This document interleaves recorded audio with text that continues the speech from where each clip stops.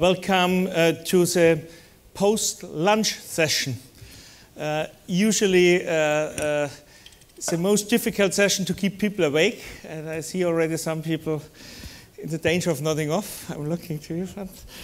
I hope we can change that over the next 50 minutes by discussing resort hotels. Now, for the last couple of years, we had a lot of discussions here on MIPIM, on boutique hotels, on budget design hotels, on many other concepts. In the last 2-3 years, there was clearly a reduction in the number of very ambitious resort projects. So where's Dimitri? The ambitious 5-star projects on the Bulgarian coast where you sold the apartments to English, Irish, and maybe some Scandinavian buyers. They have a tough time now. Is this true? We have seen over-ambitious projects in many parts of the world being killed by the crisis or being severely hampered. The question is now, is it a time of reduced investment, of 3-star instead of 5-star, or has the crisis just slowed down some of the projects? We want to look at the broader issue, how do resort hotels tick, and how to make them financially successful. We would like to explore the different areas of operators, operating contracts, concepts, exit scenarios, and so on. So whatever is important from an investment, exit, and financing point of view. At any stage, please feel free to ask questions, raise your hand, and introduce yourself briefly. Name and company would be enough, not the life story, thank you. And we also will keep about 10-15 minutes at the end to ask questions. Plus, I hope you all agree we will be available 10-15 minutes after this hour for individual questions. And if you have your own projects and you want at least 2 of these gentlemen who could operate with their own hotel groups. Now, if you look at resort hotels, they pose several challenges. Let's compare a resort hotel with a city hotel. With a city hotel, you can reduce a room size to a certain degree. Except maybe in the 5-star luxury segment, you may not need a bathtub. You have usually only a one-night stay. Mostly you have single occupancy. People look for location more than for size of room in many cases. So you can reduce room sizes. You can leave out some of the services because if you are in the right spot of town, you may have restaurants, nightlife, entertainment, culture all around. When it comes to resort hotels, it's a different story. You generally have to have larger rooms because average length of stay is much longer. People don't come on their own. They come with a partner or maybe with their family. They spend more time there in the rooms. So overall, you need bigger rooms. But not only do you need bigger rooms, you need additional infrastructure. A city hotel in the right location might not need a restaurant. In a resort hotel, you have to have a restaurant. In city hotels, you may not have so much seasonality. Resort hotels, you have seasonality. To offset, you may need special investment, like spa investment. These are all challenges which make resort hotels, especially in Europe, more of a challenge than, let's say, budget city hotels. If you compare returns on investments, and I look now to Mr. Pausbach from Steigenberger, intercity hotel in a downtown location is maybe easier, has a larger GOP than 5-star resort hotel in wherever. Only percentage. Okay, so we come already to a point where maybe we have a pro for resorts. I'm a consultant, I work with PKF, and as such, we are always the bad guys in investments, and we try to warn from too ambitious projects. Now we have 3 gentlemen here. I'm sorry, we have no lady here, but there's always room for improvement for next years. But we have 3 gentlemen who are in their own way specialists for luxury resorts. So we have to focus on this segment, but we shall not forget lower levels of resort business. May I start with a short introduction round? And we have Oliver Berger first. And Oliver, maybe a couple of words from your side to the exposure of Hyatt. Yes. Good afternoon, everybody. Hyatt is known, obviously, to be more in the upper tier sector of our industry. Although we have launched Hyatt Place recently, which is a few years ago, our select service brand. Having said that, we do have experience in the resort market, stronger more in the Asian side than the European side, and also in the Caribbean side. We actually recently announced yesterday a resort in Cap Cana to be announced, to be taken over. The focus on our resort market is originating really from Asia, where most of our competition also has originated their resort experience from as well. Thanks, and we go from Oliver to Oliver. Oliver Corlette, who is in charge of a very ambitious project. When I first heard of it, I didn't take it very seriously. I thought it was an over-ambitious project, and like many crazy projects, maybe not very realistic. Now you have already completed a significant part of it. Now I must take it seriously, and I understand the buyers of your real estate also take you seriously. Yeah, I'm the managing director of Portomontenegro, which is a marina-based super yacht development in Montenegro. It is quite an ambitious project. It's ultimately going to be probably one of the largest marinas in the Mediterranean, but includes residential, retail, and of course a hotel. Which is problematic, I think, and that's something we'll talk about a little bit later today. Thank you very much. Now, if I would do a discussion round on budget city hotels, one person I wouldn't invite is Ralf Ohletz. He is the CEO of Regent Hotels, and may I say so, Ralf, you're expert of the fine things in life. Well, thank you. Good afternoon, everybody. Well, I worked for 25 years with one of the Regent founders called Adriatic, where we established Aman Resorts as a leading resort player in the world today, and GHM Hotels. And so only recently, I mean as recent as 8 months ago, a Taiwanese investor has bought the Regent name back from Carlson and Residor in Europe here. And we're about to re-emerge Regent as a new lifestyle and concept player, pretty much so as it did in the early 80s. Now, if we look at resort hotels and we start to compare them to city hotels, maybe Oliver, it's the very left, Oliver here. Oliver, your portfolio contains both. Run us quickly through what makes a resort hotel, from an architectural point of view, different from a city hotel. Yeah, Michael, you alluded to it before as well. In a downtown, okay, it depends also which cities we're talking about, which continent we are on. Just to keep it a bit simple, I'm referring to Europe for now. A guest who experiences Park Hyatt, for instance, throughout the world, experiences larger rooms in the Middle East and Asia simply because of the availability of sites, and overall in the competitive set experiences smaller rooms in Europe, and the important thing is that we keep the experience of what a Park Hyatt guest is looking for within a building. In Europe, most sites which actually qualify for a luxury hotel are in downtown areas, and if you look at cities like Rome, Madrid, London, etc., it's very difficult to find those buildings there. So compromises have been done. Yet in the resort market, where the average length of stay is much longer, and you actually come with much more luggage as well in your room, because typically you stay maybe 3-4 nights on average, you need more space. This is just regarding the room. You need 2 lavabos, you need a resting area within the room, etc.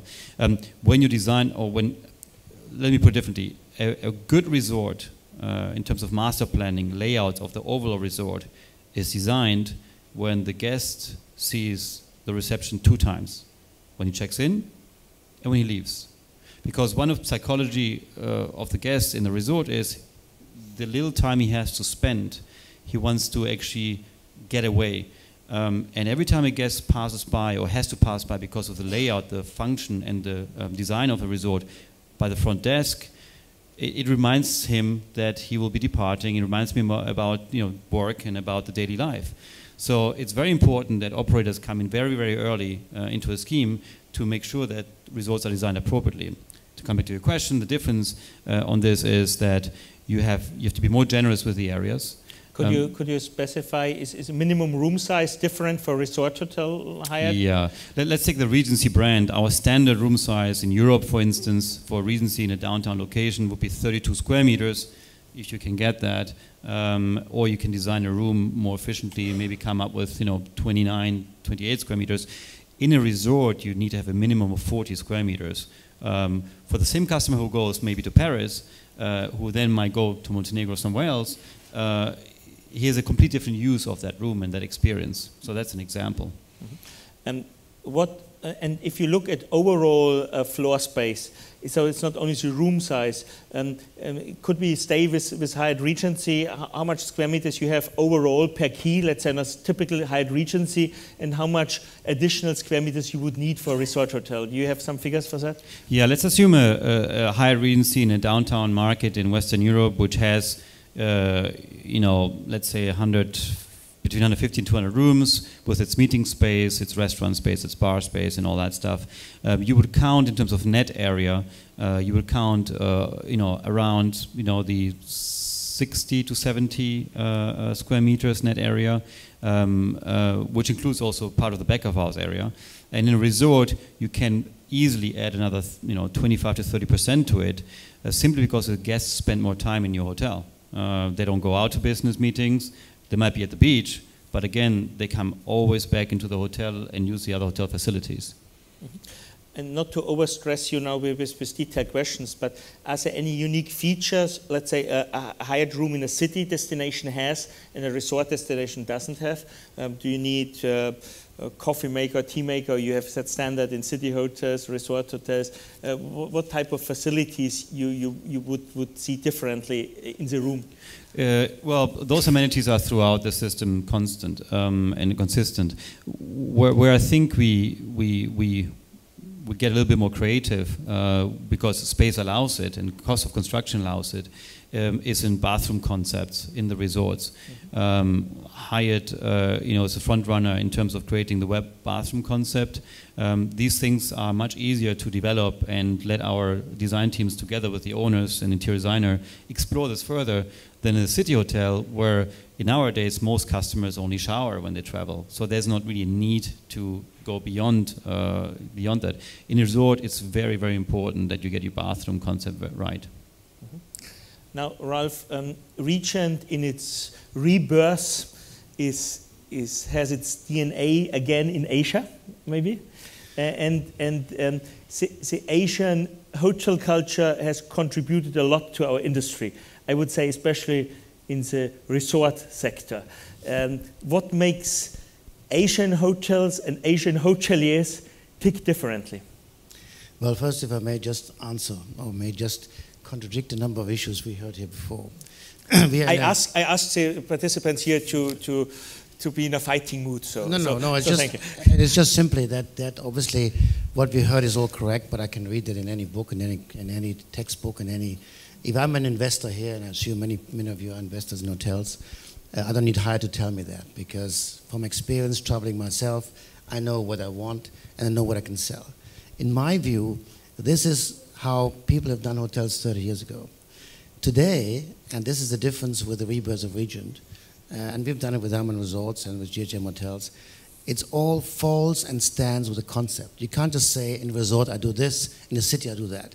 We do, for instance, urban resorts. As a matter of fact, it is much more important to bring a relaxed atmosphere into a city hotel where people are under stress, and I stress, for instance, not the bed size, this you all know, how many ways I'm making the beds, but the quality of the air in your room, for instance. If you stay in Hong Kong or in any of major cities, you have a fishbowl existence, you can't open your window.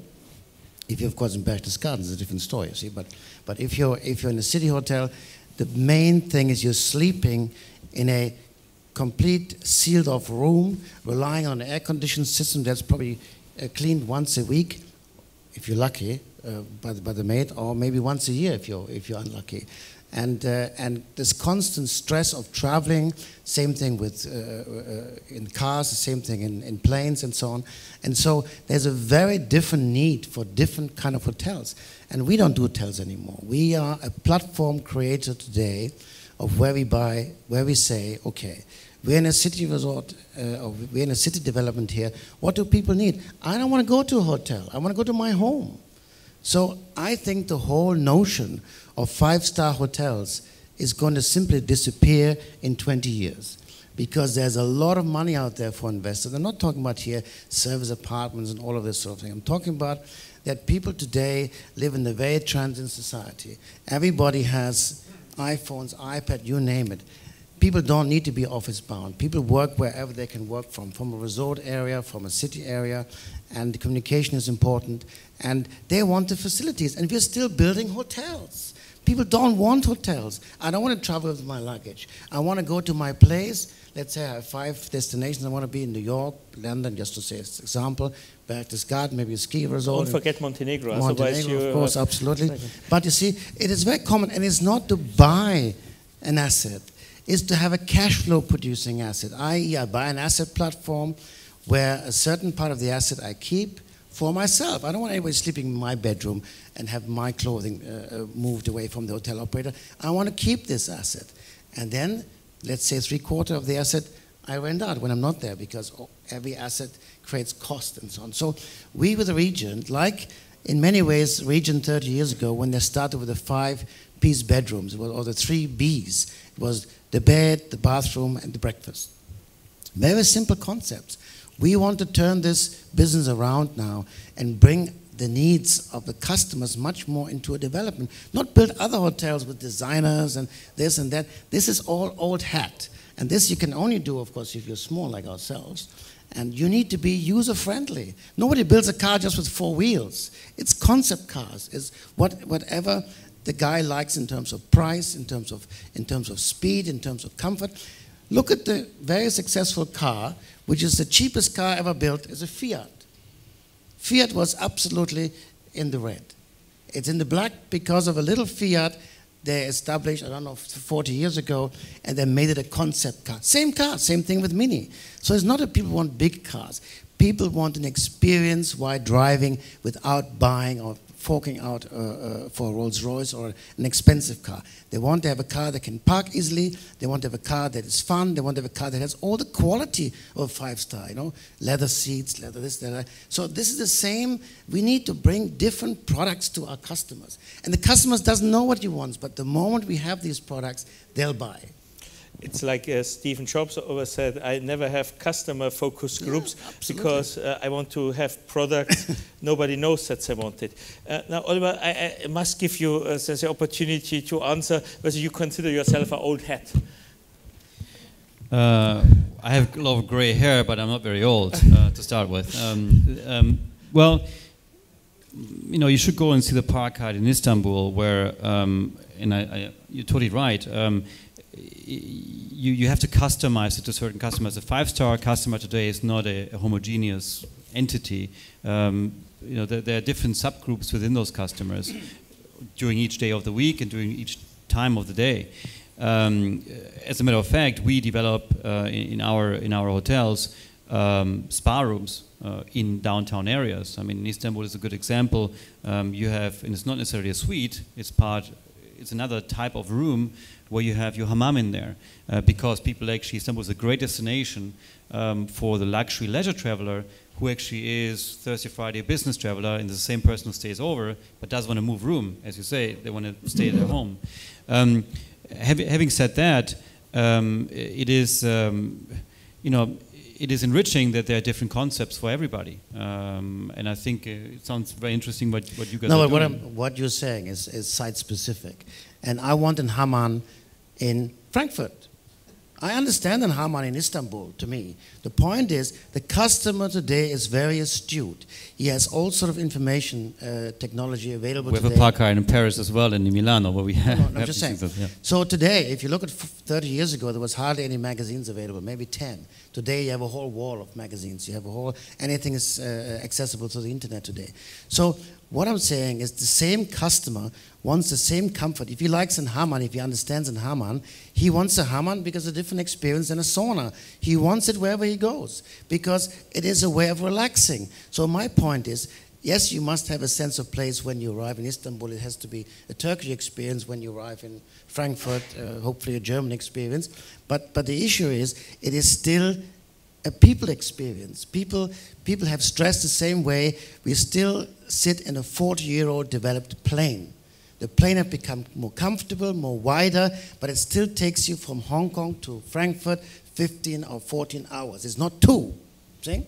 40 years ago, we had no phone. We were living in a fax machine world. See? This is all gone. So certain things which are direct impact of the life experience and of the quality of travel experience of a guest, they're still there. So the more transient people are, they still have stress. So can I just jump in here? I think it's very interesting that we're sitting here in a panel talking about resort profitability, and we have two brands sitting here pontificating on what a hotel should look like. I was going to move over to a resort. And I don't think I've once heard any conversation or discussion about cost.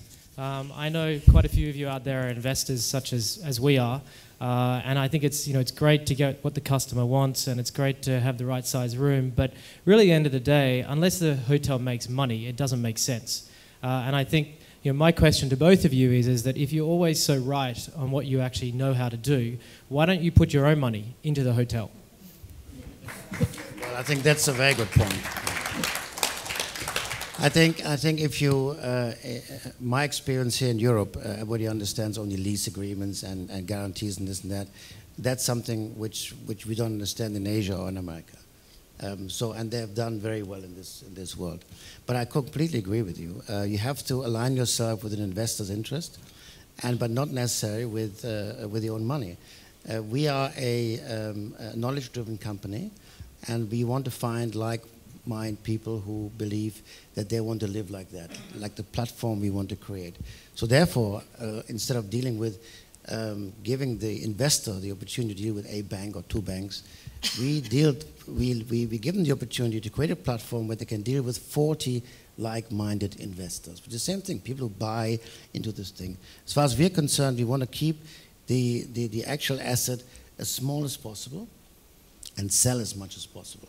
Because we feel that people want to buy into a system, to buy into a lifestyle, and they want to own it. They want to have a cash flow producing asset at the same time, an appreciative asset, which they can sell anytime, and they can use it anytime. It's not a timeshare, it's none of these things. There are no strings attached.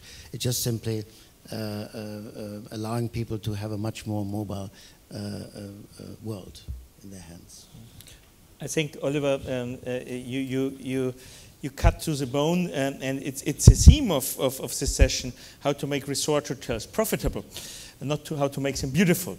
Maybe sometimes you need to make them beautiful to make it profitable, but why we ask especially Ralf from Regent to join in, because I think, Ralf, your group has a deep understanding of the selling notion of units, residences. So when we do a lot of operator selection, when we talk with some hotel groups, they hate when units are sold, and so buy and lease back or similar concepts. They hate this concept. It was still with some groups. I don't know how Hyatt is dealing with it, but I know of some hotel groups that say, well, it's too much hassle. We don't want to have 50 owners here on the ground. What really fascinated me with Regent from the early stage, since you and your group took over, is that you not only accept that, but basically you put it into the center of what you do. And maybe you can explain a little bit how that works and what are the pitfalls of that. Because if you're looking at a great location, I mean, that's still a vital part of having a successful hotel. You have to have a great location, and of course, if you build a great product, it is important that you have returns within a relative quick period of time, because nobody invests in a trophy investment. These things were long over. Maybe some Arabs or some Chinese, but I think people are looking for at most 3 to 4 years to get their money back. And the only way to do this is if you sell the units. And people don't necessarily stay full time in the units. As I said, it is for our clients that are very transient. They live in 5, 6 destinations, and they share our values. And we look after their real estate and also sell for them the remaining part of the real estate, i.e., as I mentioned earlier on, 1/3 you might keep completely sealed off, the other 2/3 you might rent to a third party, and therefore pay for your expenses, because the moment you have an asset, you have expenses. Somebody has to look after. And we started this with Amampuri years ago, and if you look at Amampuri today, after 24 years, almost 20 years of operation, it's still one of the most successful formulas in the Middle East, in the Far East, sorry. And the units keep on creeping up. The first 15 residents were sold for 1.5 million. Today, the same unit is $15 million. That's a pretty good appreciative rate. I mean, Oliver, that's something you can chip in, because we heard today in your earlier presentation you did at the HTL Lounge, that you started to sell residential units, and you are now in the second wave of selling, and the prices have increased considerably. Maybe you fill us in briefly of the components of your overall project and what role a hotel plays in it. So Portomontenegro is a 25-hectare piece of land on the waterfront in Tivat in Montenegro. It's an old military base that we took over in a privatization a couple of years ago. We have started the selling, and we've already built, in fact, the first phase of the residential, which was only small, but it was in the middle of the financial crisis. We sold out 30 units at 4,500 euros a square meter, and we've since released another 45, which are now, we've sold 40 of those 45 at around 6,500 euros a square meter. So we've had a very strong price appreciation, and actually we're selling up to around 8,000 on some of the more expensive units. In terms of the hotel, I think absolutely a way to kind of make it profitable and to ensure its success is to get a return on capital as soon as possible. That's most easily done through the sale of residential, and I think that's very pleasing to hear that the Regent model is evolving and in fact driving in that direction, because I think frankly that a brand will try to get you to spend as much money as possible because there's no downside for them into how much money you spend, but it's all upside on the revenue line and the AGOP. So at least through the sale of residential, you can offset some of that capital investment up front.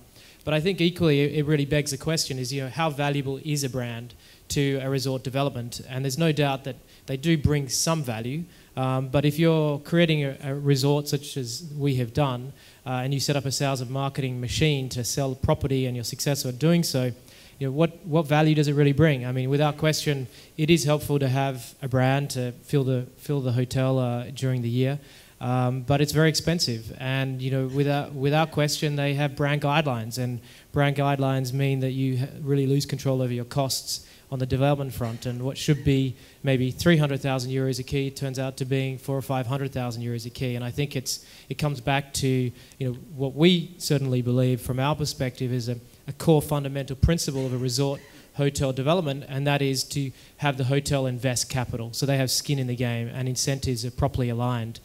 Because unless people really can stay awake at night worrying about the profitability, you're pretty sure they're not going to be. And money's the only way to make that happen.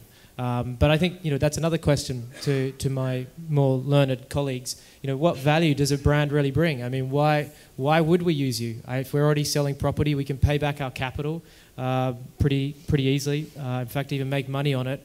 At that point, it's another 100,000 euros a year in profitability. Helps, but at the end of the day, I'm going to have to give up quite a lot on the capital investment.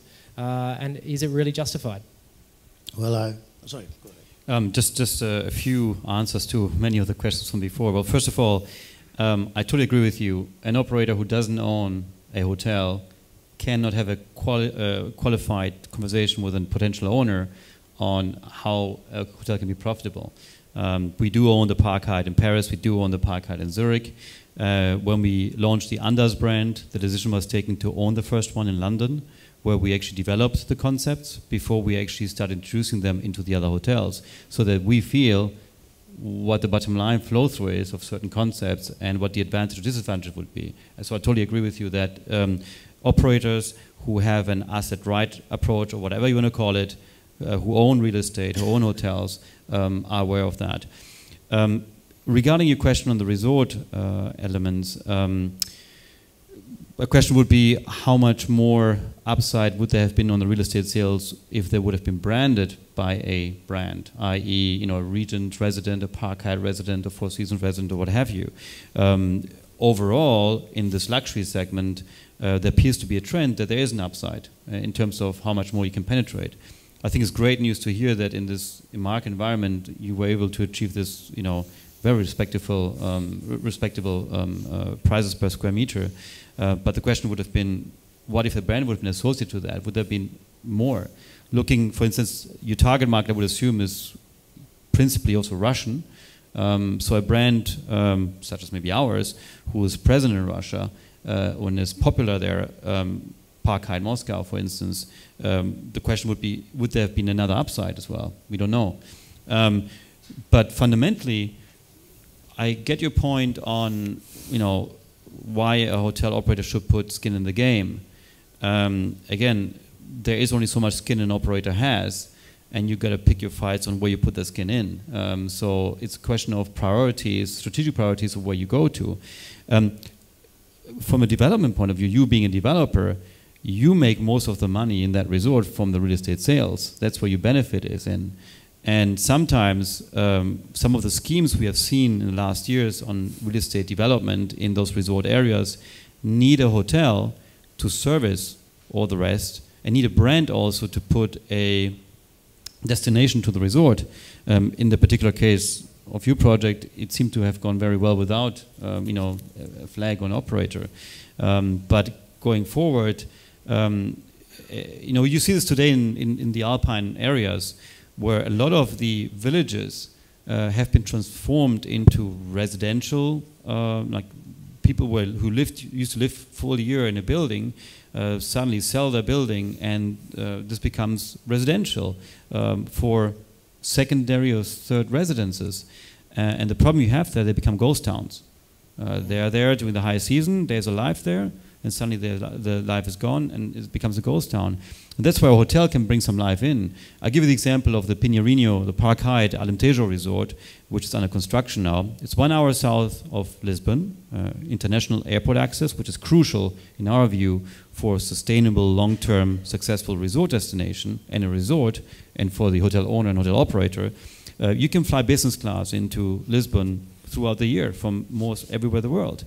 It is those business class customers who actually stay and pay the extra money to stay in upscale or luxury resort. Now, what do we have on the 600-hectare site, oceanfront, 1 hour south of Lisbon? We have a lot of meeting facilities as well, where you actually create not only the golf courses, but you also create a destination throughout the year, where in the first or second week of January, you're out in a polo shirt at 17 degrees playing golf, and afterwards you have a product launch for the newest Mercedes or Bugatti, whatever car you have, and you present it there, and you get 100 people flying in from everywhere in the world. That's where I think it comes together in terms of master planning, accessibility, and financials, where you put the resort together. Now, in this particular case as well, as in many resorts, the cash comes in from the residential. Hence, I appreciate that there's a motivation from an owner or from a developer to say, I want you to participate in the hotel as well. But sometimes the hotel is part of the whole experience, and the risk upside is more on the real estate. So, yeah, it would maybe come down to the fact that an operator, together with a developer, shares the profits of the real estate sale and the hotel income. Maybe that's the formula to go forward. If you put the money up. Yeah. You asked, Oliver, where is the upside potential of brands? We did some research. In Europe, it's not that much. It's usually between 0 and 30%, according to our research. In the Americas, it's much higher. It's between 30 and 50 or 60%. In some areas, Caribbean, even higher. Asia is also a classic example where the brand can bring the decisive kick. You have also some pockets in Europe, I would say the Russian market, which is very brand-driven in the luxury segment, where you can get a higher kick out of it. But generally, Europeans, West Europeans, are not as brand-driven when it comes to resort destinations as Americans, Asians, and our cousins more from further east. Ralf, you lived and worked in different parts. Is it a fair assumption? I think that's very fair, and I think there are two things to a brand. First of all, it depends what brand you're talking about. There's a brand recognition factor, and there's also a brand promise factor. There are two things. There are brands who basically develop brands on the manual, or there are brands like what we try to be, what we were with Aman, or what Aman Resort is, or basically on an individual site-specific basis, because we feel the more people travel, the more people want to have the individual experience wherever they're going to go. So therefore, the added value is very clearly not only simply with the brand. The added value is very clear by having a product-driven product. And for this, you need to have a global understanding who's your customer, because ultimately, if you're dealing with a customer that comes from a specific area, that's one thing. A developer can do this. We are an international hotel group who operate in different parts of the world. We can bring you a much more global perspective. And I think if you look now what's happening in Europe here, the next big travel inbound into Europe is going to be from Asia. Like 30 years, the Japanese, who are high, we talk about high yield, okay? Like the Japanese were 30 years ago, it's going to be the Chinese. And that's the very reason why Asian brands very clearly position themselves into Paris, because that's the most desired first stop destinations for Asians, because number one, they have a Schengen visa, they can go anywhere, because if they land in London, because or in the UK, that's not part of the Schengen. They like also the whole atmosphere of the brands which are available there, the fashion, the perfumes, this, that, and from there they go and explore Europe within 5 days. I'm just saying this, but these guys have money to spend. But they relax differently than we as Europeans do, and they have also different expectations of their hotels, without being now Chinese, without being any of this, you know. So you have to understand, in my view, as a brand, you have to understand who's your customer. Also, the developer needs to do that. But I think you do this jointly, because we associate, or we align ourselves with the developer or hotel owner's interest. But if I can't add 10% to a value, then I completely agree. Why do it with a brand? Do it yourself. If we look now on the main challenge of seasonality, Montenegro, as beautiful as it may be, you may not have normal travelers going there in February for vacation. You may not have the flight connections. Climate might be better than in Scandinavia, but still it is not tropical. You cannot swim. What can you do? What is your recipe in Portomontenegro, to give us an example? Why should somebody go there in the wintertime, and how do you expect to overcome the challenges of seasonality? Without question, all locations like Montenegro, all the Mediterranean coast, for that matter, are problematic in the off-season. And in fact, you know, this exhibition, MIPIM, is a good example of what you can do. Cannes has effectively become a conference capital of the world in many ways, and I think that's obviously one thing that can take place, although in Montenegro that's still very premature, given that there's not really the hotel infrastructure just yet. I think what's particularly unique about Montenegro, and I think this is what a lot of resort locations have to focus on, is to find the feeder markets in which they're sufficiently close by with good access that there's a relative temperature difference, and this in particular I'm referring to Moscow for Montenegro. Moscow's 2.5-hour flight from Montenegro, where it can be minus 20 degrees in the middle of the winter, and it can be 10 to 15 degrees in Montenegro. So you have a 30-degree relative temperature difference, and that can actually make it particularly attractive. Now, of course, it's not going to create huge plane loads of people, but it does open up the door to convince a consumer to come down and get out of the cold, so to speak. or literally speaking. And I think in addition to that, you need to ensure that you can keep certain amenities that will allow them to keep themselves amused while they're there. And there are classic examples of that, like golf, which is something that we're putting in place in Montenegro, but also it's a spa opportunity within a hotel. These elements give people the chance to get out of the cold, come and thaw out for a few days. It has to be close, accessible. Moscow, in our case, we have regular flights throughout the year, and I think most markets do have that, and that's something that needs to take place. But I think we were touching on the residential component. That's, again, where it becomes gives the hotel the ability to downsize over the winter. In our case, we're doing a 100-key hotel, 60 of which are hotel apartments, that we can actually reduce the operations over the winter so that we don't have the same operating costs. Now, of course, it doesn't mean we can make as much money over the winter, but we can at least minimize our losses, which is something that we all obviously want to try to achieve. Oliver, you heard may I say it's the first hotel of maybe 2 or 3 hotels in the resort. The first hotel will have 40 hotel rooms and 60 apartments which are sold and used by the owners for a couple of weeks per year, and the rest of the year they used as hotel rooms. Would a model like that be supported by Hyatt, and under what conditions? Definitely. I mean, if I mention again the resort in Portugal, you have a component which is just a hotel, and then you have partly an inventory which is for people buying their unit and get a real estate title out of that, and use it certain weeks in a year, and the rest of the time it falls back into the hotel room inventory. It's a model which works relatively well because, as Oliver said, it helps you deal with seasonality if you are to open 12 months a year, and cut down operational costs, energy costs, and all that stuff. Typically, it works in a way that the operators would earn our fees during the time that these rooms are in the room stock. So the flow through of what the hotel P&L would be, if you want. And with regards to the user, i.e. the end owner,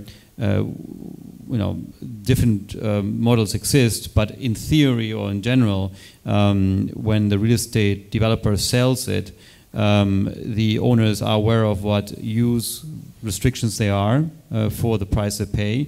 And if those owners want to give up their week in a certain year, they get sort of points back or advantages back.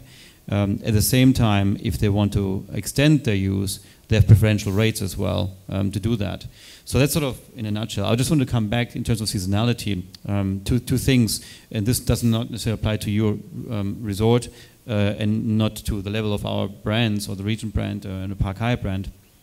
But the sports market is very interesting as well. Teams, rugby team, football teams, and all this. That helps you a lot, in addition to the MICE segment, to extend seasonality. As you said, if a football team has to practice in Moscow at minus 20 degrees and can fly down to Montenegro at 10, 11 degrees, it's much more pleasant, obviously, for them. But it's quite an important asset, depending on which market segmentation you are in terms of what luxury level you go for. The other thing in terms of seasonal resorts versus all your resorts, if you are pitching into the high-end luxury segment, as Ralf suggested, everybody can build rooms. Everybody can sign up an interior designer and design a nice hotel. It is ultimately the guest experience. It is that moment where an associate or a staff member touches that moment in your life when you check in and something goes wrong or you had a bad day, and they can change that. That's where you start remembering. That's where you associate your experience with a brand and maybe, hopefully, your loyalty as well to that brand. But to do this in a resort which is only 4 or 5 months open, it's very difficult to keep that standard alive throughout your visit. Typically, people who are loyal to a resort come back every year. The problem is, though, if the owner is paying a pre-opening budget to train people to a luxury standard, now the local population, they come into a system where they can grow further within a chain or within the competitive set of that chain, of that brand. And if you have to tell these people that next year they can't work for 6 months and they come back again when the season starts after being so qualified with your money, then they probably will say, you know, I can go to Tokyo, Hong Kong, or New York, or etc. because I'm already now in this, I'm qualified now.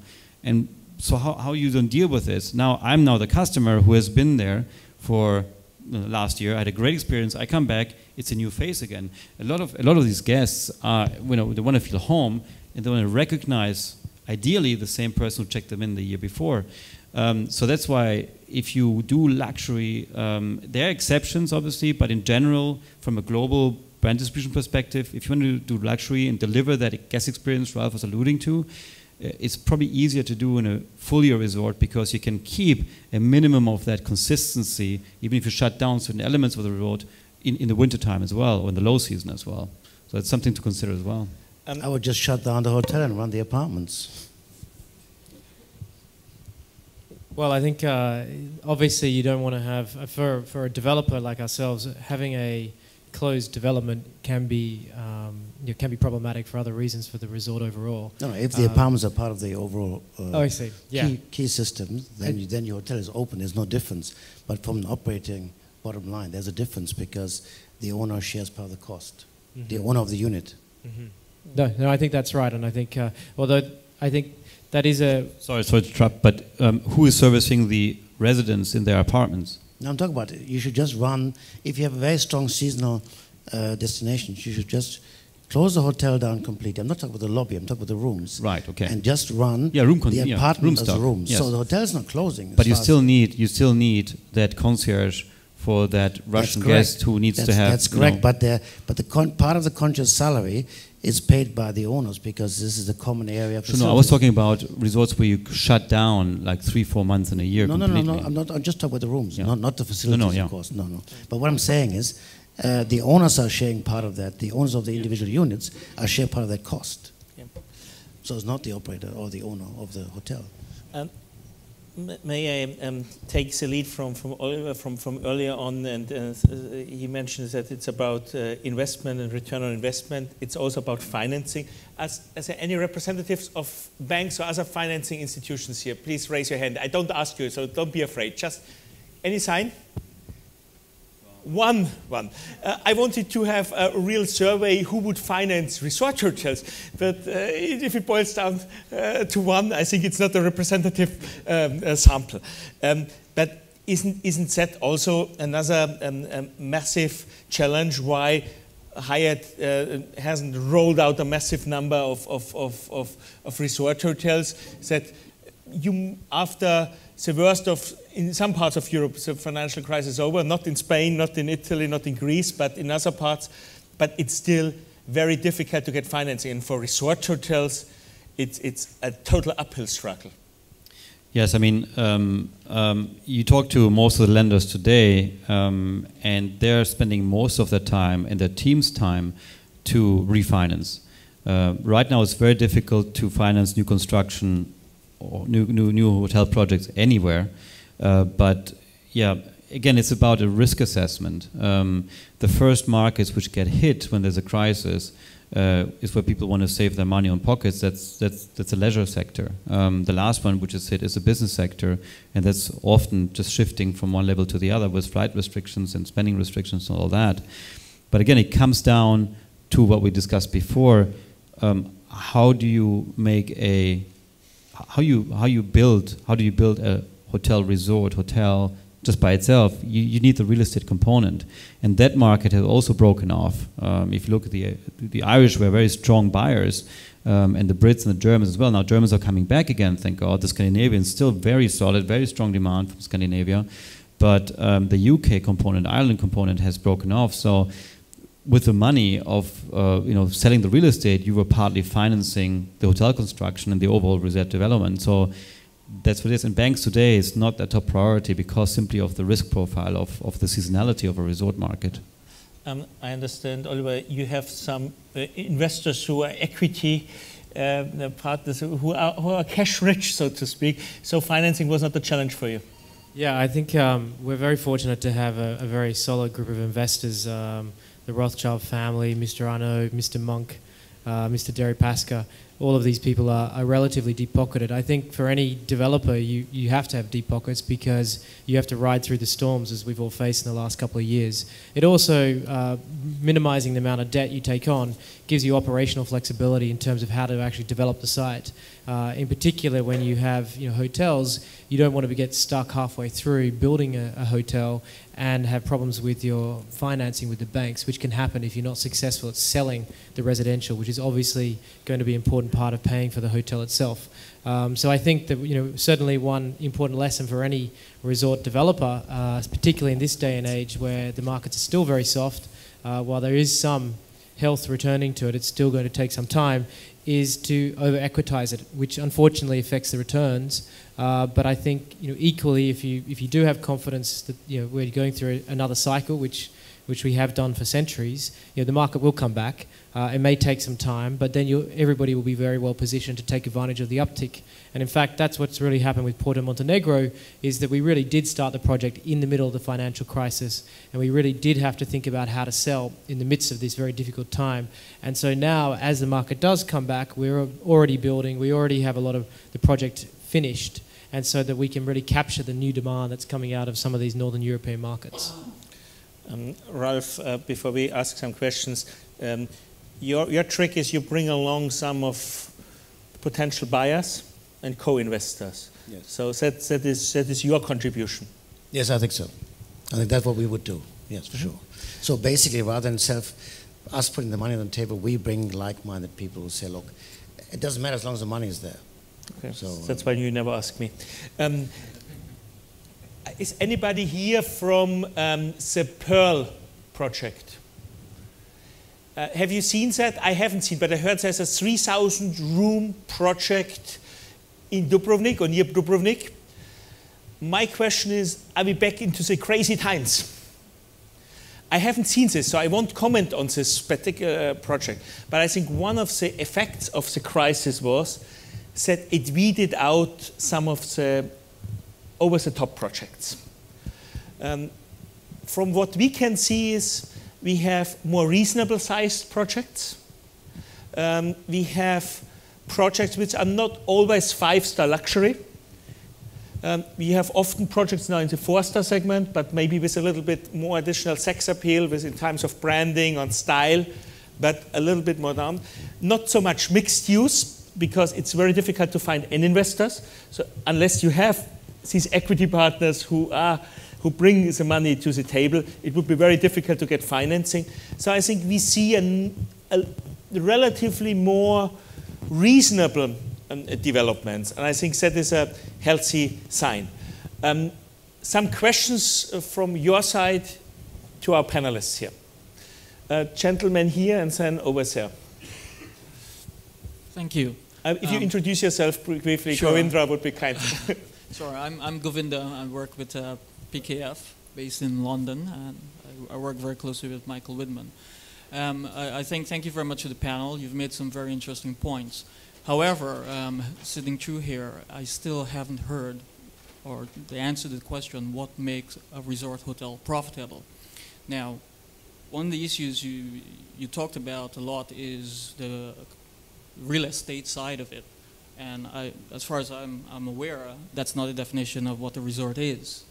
If you have a real estate company, and that's a mixed-use development, and that does not necessarily make it profitable. We're talking about a return on equity or return on investment there. The issue my first question is, what actually makes a resort destination successful from an investor point of view? Now, the first thing, location, great stuff. And actually, I disagree with Oliver in terms of saying that you have to have accessibility close to your destination. I mean, there's been huge successful resort destinations, hour and a half away from the airport. In terms of airlift, yes, but I think in terms of distance, there's a debate to be had there. The second issue, there's a huge comparison between city hotels and resort hotels. My other question is, does a city brand necessarily make a good brand for a resort? In my experience, city brands are very good at doing city hotels, but when it comes to running resort, it becomes very difficult. Please short answers. Okay, I'll answer the first two, I think, because I'm not so familiar with the city-urban conversation. Regarding what makes it successful or profitable, I think there are three areas. One is upfront investment, operating costs, and traffic. They're the three things that ultimately you have, the three variables that you can drive to make it successful. Upfront investment means that you have to control your brands so they don't spend too much money. Operating costs you can achieve by having the residential component, which means that you can lower your operating costs over the winter time period. And third is driving traffic. Now, of course, you can try to look at the outliers, and of course there are certainly locations which are successful where there is not a lot of access, but usually in a majority of cases I think you find that with greater access that would make it much easier to achieve. So in that sense. Hyatt is city brand or Hyatt is resort brand? Does the combination make sense? Please, a very short answer. Yeah, I think it makes total sense. If you do have the experience, successful experience in doing that, again, we're not talking about different customers. It's the same person who uses each hotel differently, so you need to understand the psychology of it. You drive also preference by having resorts in your portfolio, so you need to learn how to do that. If you don't know how to do it, then maybe, yeah, you should stick to what you know to do. Thank you. Gentlemen. Yeah. Yes, thank you very much. I wonder if I understand could you introduce yourself, please? Yes, Ismael Fernandez from Mexico. Thank you. Okay. If I get clear the point that you were making about the Lisbon resort, in the sense that you are saying that it's a 600 hectare, 1 hour south of Lisbon, and you are changing that into a business resort combination. If it's that what you're pointing out, that could be maybe changing some other resorts that are already operational, for example, in the Mexican Riviera, which you have the Cancun airport, which is the biggest airport in Latin America. You can convert those resorts in having the two markets, the market of the resort and the market of business. That's my question. Yeah, I mean, when we say business, I want to qualify this. It's really the MICE segment, where you do. The reason why somebody would organize an incentive trip, symposium in that resort is primarily related to the fact that it's a getaway, and you in the resort feel like getaway. You need the leisure component to combine that. You obviously can have an incentive, trip also into Rome, but that's a different cup of tea. Again, I don't know Mexico that well, but it's a question also when these initial hotels were opened. This one here obviously includes and benefits from the research of how markets have evolved until today and how they're likely to evolve in the future. A lot of the Caribbean resorts, but also on the Mediterranean coast, have also opted for the all-inclusive formula. I'm generalizing now. And the result of this is, if you now go to, for instance, the Dominican Republic or Cuba even, and you want to have a non-all-inclusive experience, you are very disappointed because you get out and there's no local life. You can't go to the local restaurant, there's nothing there. So I think there might be opportunities going in the future where you do have airlift, where you need a certain level of, if you're reaching a certain level of the brand and the brand positioning and the ER positioning, you'll need business class access as well. And there could very well be that we will see a conversion of existing resorts which have been trading for 20, 25 years in attracting more the MICE business as well. But unfortunately I don't know the Mexican market that well. Thank you. Last question. Gentleman here. Thank you. I am Valery Vakulenko, Eco Development Center from Russia, St. Petersburg and Sochi. And my question is, what about sustainability, green building, eco development aspects, how it's influenced into profit? Thank you. Well, without question, it's a great marketing tool. To be quite honest, I mean, we all want to do something that's environmentally sustainable, but it has to make business sense. And certainly in the project that we're developing was an ex-military site with a lot of environmental issues that we had to clean up. Not only that, we use a lot of the materials in the rebuilding of the project, but also, of course, the customer does like it, and we do what the customer likes. just like our brand friends. And in that sense, it's good economics. But sometimes it can go overboard, and sometimes it's not necessary, because I don't think the consumer spends these days much of a premium for that product. Some at the very top end may choose to do so, but I think it's marginal at best. Ralf, future of region, resort or city? Well, as I mentioned earlier on, we're going to have, we bring the resort into the city. And so a marriage of both. Yes, a marriage of both, because in a resort you expect to be by the pool and have your internet and not look for a plug. So that's in many resorts not happening. So the convenience of a city must be in a resort today, and vice versa. If I have a hectic day in an office, I want to be able to relax, not just in a spa, but in my own environment, where the spa service can come to me. Okay. So we touched some topics today. We cannot ever arrive at the real secret of a successful resort hotel. One thing is clear: it's much more difficult to make money with resort hotels than with city hotels, because with city hotels you have an easy formula which you can copy. With resort hotels, if you copy and paste, you have failed to do. You also have to look, what we heard today, at different markets. We recently worked with a Russian hotel group and did strategic analysis of their portfolio. And when we looked at their revenue, more than 50% came from entertainment. And they asked whether they could do franchising. But when we looked at the entertainment, it was mostly bowling and table dancing. So you have to be careful which markets you target and which markets you want to avoid. So the secret to success, as always, is do your research, use consultants, and do you put money up? And if we can charge the right fees, and if you have still questions, we are at the Hotel Tourism and Leisure Lounge. Many hotel groups, many other experts from the field, just across the hallway from here, and you are welcome to have a glass of wine or champagne with us and enjoy the panorama of the Côte d'Azur. If that doesn't bring you in the right mind frame for a resort hotel, I don't know what. Thank you very much.